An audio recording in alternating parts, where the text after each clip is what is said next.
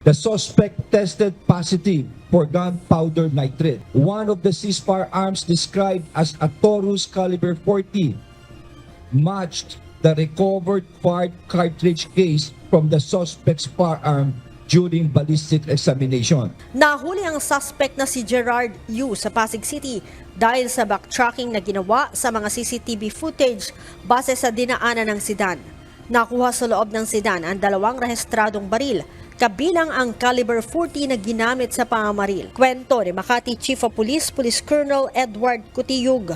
Bago pa maghiwalay ang 2 sasakyan, binaril na ng driver ng sedan ang nagmamaneho ng puting SUV dahil lamang sa gitgitan sa daan na hindi na nahagip ng CCTV. Yung sa pagbaril po nito, dito po pumasok sa back ng right.